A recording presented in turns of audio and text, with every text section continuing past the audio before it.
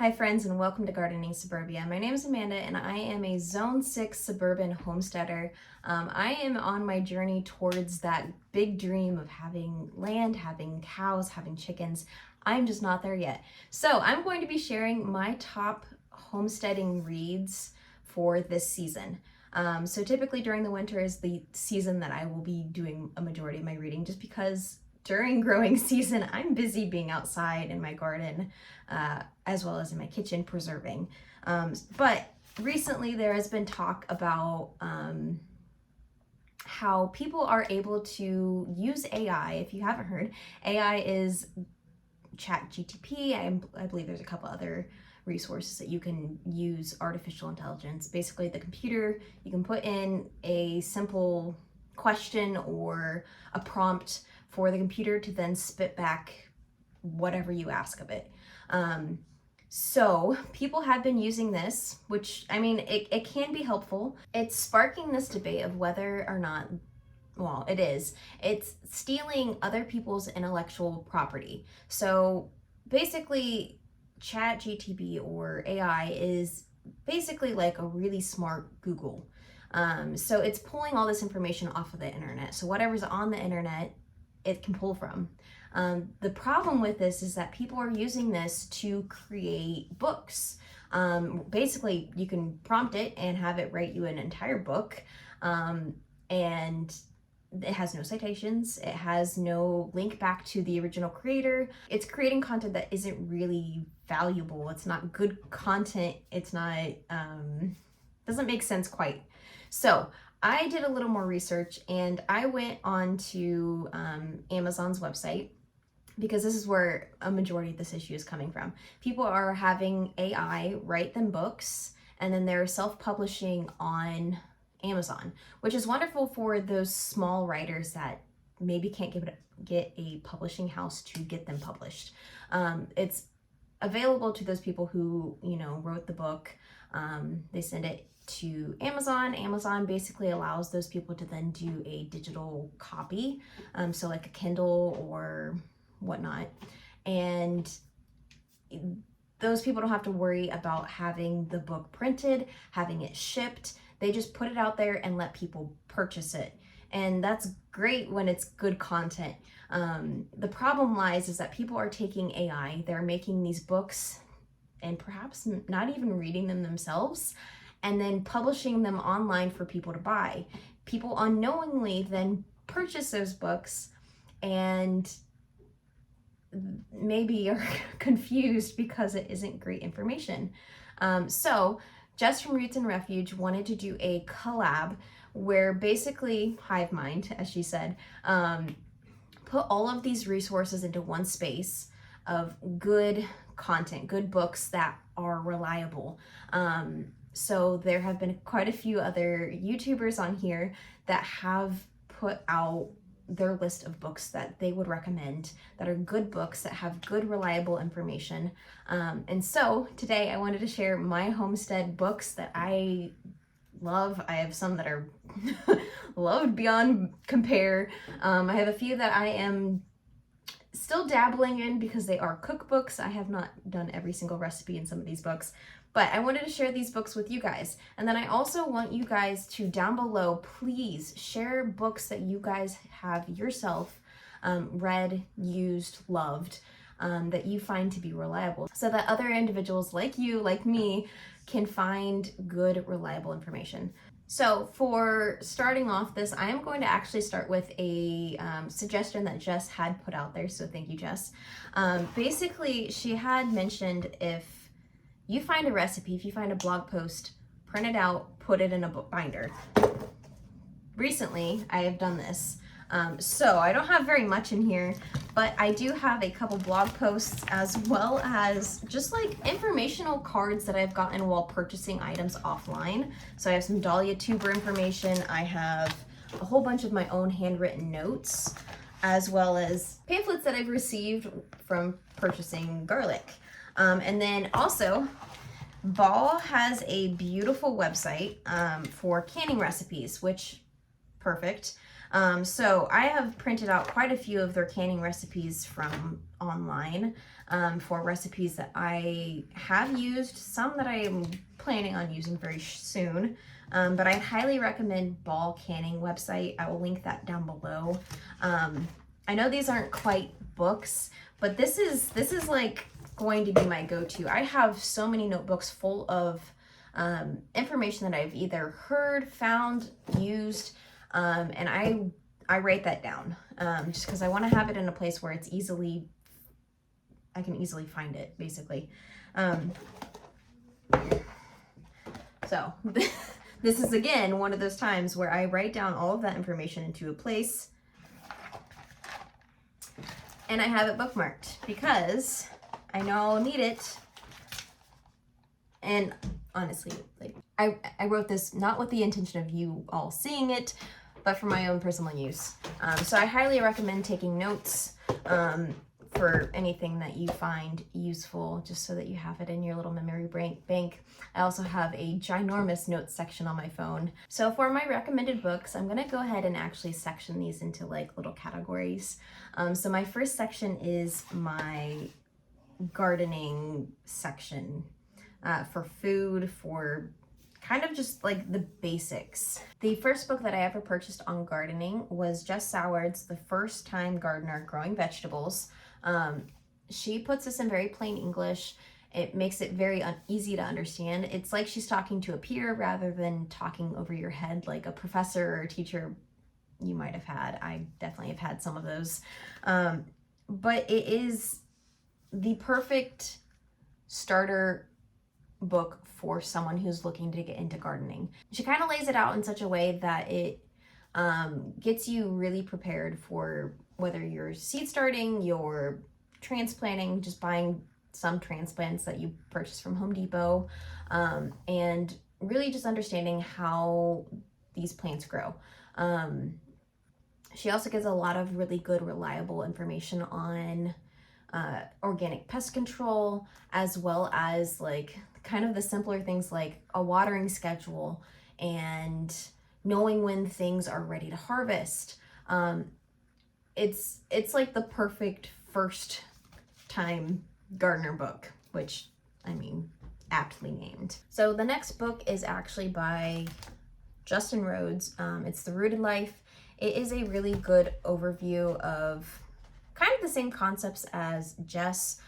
He goes a little more into chicken production, whether that is with eggs or with meat chickens. So Justin kind of goes into some of the struggles that come along with trying to get started with either gardening or having livestock, and what kind of would set you back.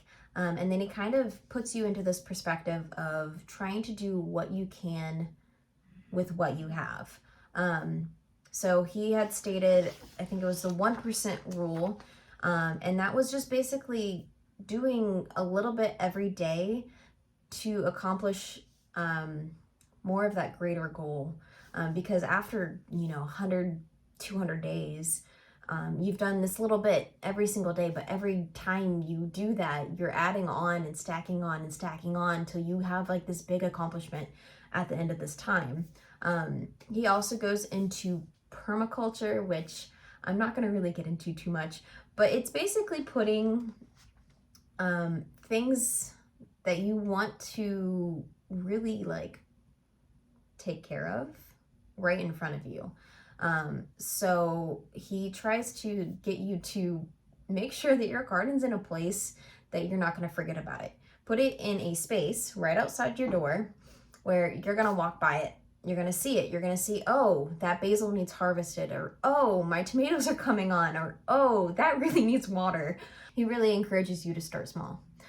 So this is another really good resource. He has a big section in here about raising chickens for eggs as well as for meat production. I haven't quite gotten to that part of my life, so I haven't really read too far into that. But I do know that he would be a reliable source for chickens just because of his channel. The next book that I really want to get into is actually about cut flower gardens. This is Floret Farm's Cut Flower Garden book. This has so much information about so many different varieties of flowers, which I have marked it to high heaven. So this book is really well put together. It gives you a wide array of information on cut flower gardening. So it goes everything from tools of the trade, understanding the basics of flowers, whether you're starting from seed, tubers, rhizomes, and understanding how to feed the soil, how to do the watering, managing the weeds, and kind of planning your gardening space. Some flowers need flower netting, and those, like, okay, so if you guys have been here long, I tried growing bells of Ireland. This really beautiful, kind of like a filler flower. It is all green. It's a long stalk with these little, they look like little bells. They're green. They're very spiky along the stem and very floppy.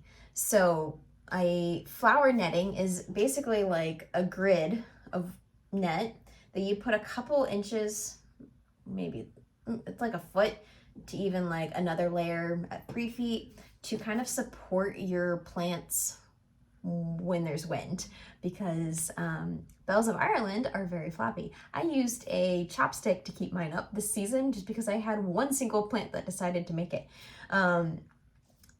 Erin from Floret Farm does a really good job of breaking down techniques of supporting your plants. How to pinch your plants so that you get more blooms, as well as kind of understanding what needs to be done what part of the season. So she breaks it down to seasonal tasks between spring, summer, fall, and winter. And then also what varieties of those flowers that you can grow within those seasons. What needs to be started when it needs to be harvested. She even does like bouquet arrangements and shows you in pictures and like some nice wordy descriptions of how to actually set up these bouquets. So one of the things that me and my sister talk about all the time is buying a compound. It being me and her, we have acres on acres and acres of land, hopes and dreams, you know, dream big. So we want a mass amount of land. We want to be able to have a cut flower garden that we can do, you know, entire bouquets for weddings or events, have a big barn that people can come and host their events in, as well as have maybe Airbnb type things on the land, so that when people do host their events, the bride and the groom could stay in the Airbnb and it's right there. And we could furnish that event with the flowers. Erin has a wealth of varieties in this book with a ton of beautiful pictures showing those varieties. And I've definitely got my list of flowers that I want to be growing. Again, based off of Jess and Justin's books, I need to think about what space I have and what my goals are and set my intentions.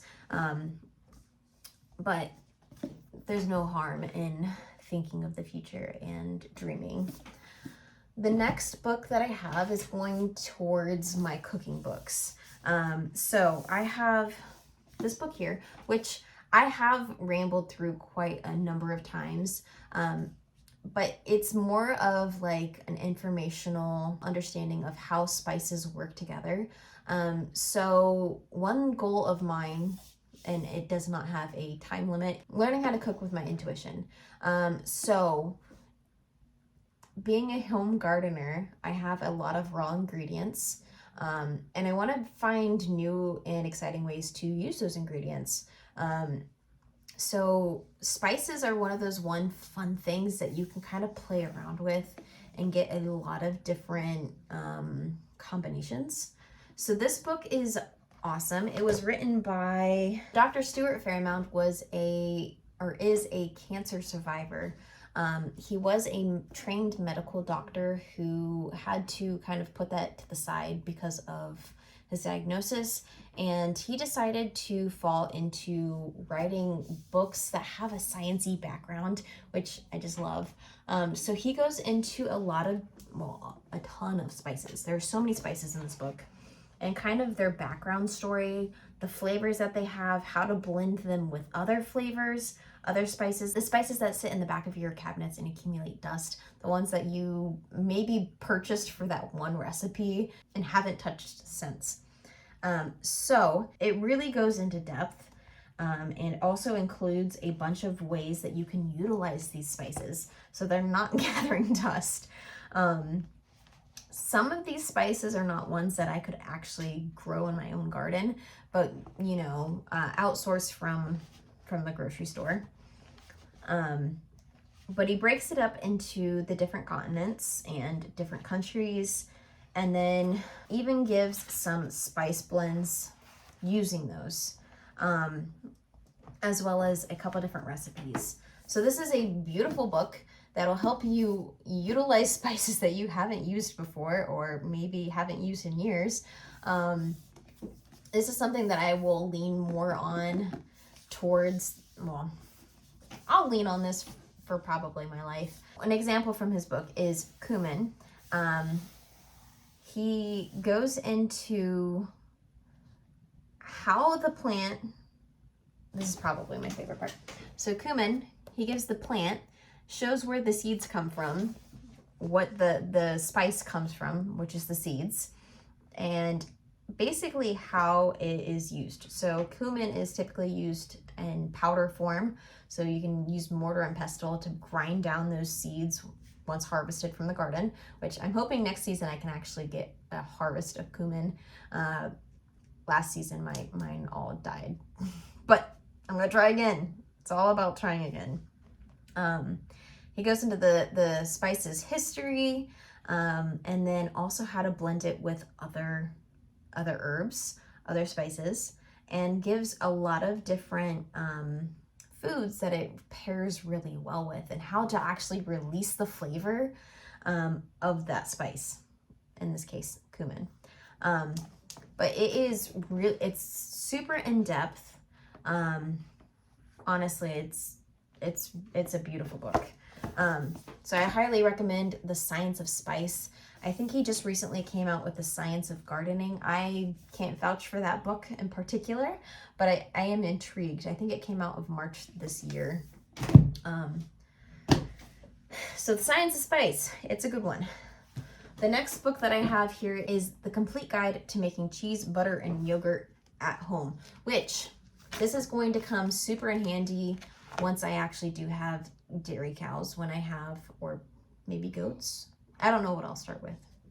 It's up in the air. I have tried making mozzarella, the recipe from this book. My issue was with the fact that I couldn't get it to curdle correctly, to get it to form that mozzarella ball. But I think that's because I was using pasteurized milk. And cheese is kind of a tricky game, especially when it comes to hard cheeses. But this book has pretty much everything you could need. It starts with the basics of what kind of tools you'll need in your kitchen to do cheese making, yogurt making, butter making, and then the ingredients as well as the recipes for making anything from soft cheeses to hard cheeses to mold produced cheeses. It's very in-depth. Recently this year, I found one of my favorite one of my favorite people on YouTube that does a lot of cooking. It's Joshua Weissman. This is his Unapologetic cookbook.